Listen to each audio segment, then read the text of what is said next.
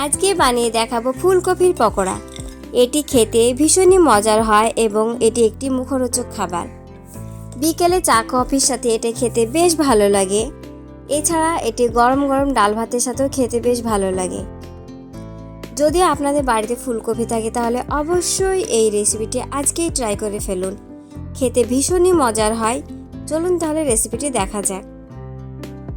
এখানে আমি একটা ছোট ফুলকপি নিয়ে নিয়েছি। এবার ফুলগুলো আমি এখানে ছোট ছোট করে কেটে খুব ভালোভাবে ধুয়ে নিয়েছি। এবার চুলার মধ্যে একটা পাত্র দিয়ে দেবো। পাত্রের মধ্যে জল দিয়ে দেব। জলটা এমনভাবে অ্যাড করতে হবে যাতে ফুলকপিগুলো ডুবে থাকে। এবার ফুলকপিগুলো আমি দিয়ে দিলাম। আমার এখানে আরেকটু জল লাগবে, তাই এখানে আরেকটু জল অ্যাড করে দিলাম। এবার এইটাকে 80% মতো আমরা সেদ্ধ করে নেব। খুব বেশি কিন্তু সেদ্ধ করা যাবে না, তাহলে ফুলকপিগুলো কিন্তু গলে যাবে। ফুলকপিগুলো মোটামুটি আমাদের 80% সেদ্ধ হয়ে গিয়েছে। এই পর্যায়ে ফুলকপিগুলো আমরা তুলে নেব। ফুলকপিটাকে আমরা খুব ভালোভাবে জল ঝরে নিয়েছি। এবার এর মধ্যে অ্যাড করে দেব 1 কাপ বেসন। এখানে নিয়ে নিয়েছি একটা পেঁয়াজ কুচি, সামান্য আদা কুচি, আর এখানে ধনে পাতা কুচি, আর 4 থেকে 5টা কাঁচা লঙ্কা কুচি। আপনারা ঝাল যেরকম পছন্দ করেন সেই অনুযায়ী লঙ্কাটা অ্যাড করবেন।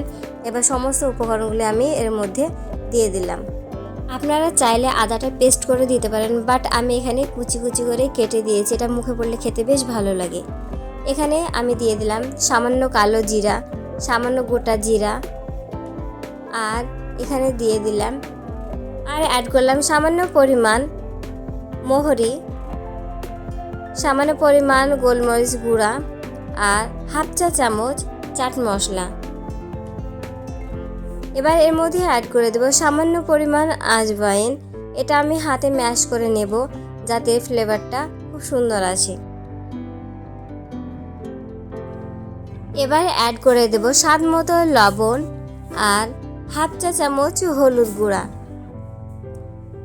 এবার সমস্ত উপকরণগুলি খুব ভালোভাবে আমি হাত দিয়ে মেখে নেব।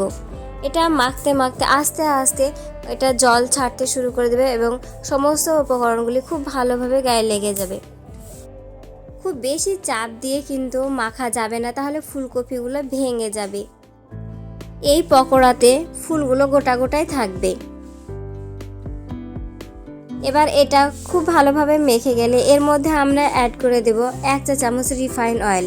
রিফাইন অয়েলটা দেওয়ার ফলে এটা অনেকটা ক্রিস্পি হবে। তেলটা দেওয়ার পর হাত দিয়ে খুব ভালোভাবে আমরা মেখে নেব। তারপর এটা 5 মিনিট মতো রেস্টে রেখে দেব।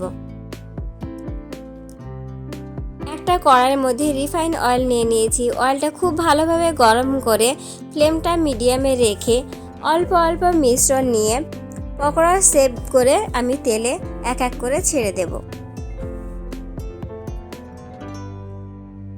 একদিক ভাজা হয়ে গেলে আমরা ওপর পিঠটিও উল্টিয়ে খুব ভালোভাবে ভেজে নেব। এই রেসিপিটি অবশ্যই আপনারা বাড়িতে একবার ট্রাই করবেন। এটি খেতে ভীষণই মজার হয়। তো প্রথম থেকে শেষ পর্যন্ত থাকার জন্য আপনাদেরকে অসংখ্য ধন্যবাদ। সবাই ভালো থাকবেন, সুস্থ থাকবেন। Bye bye.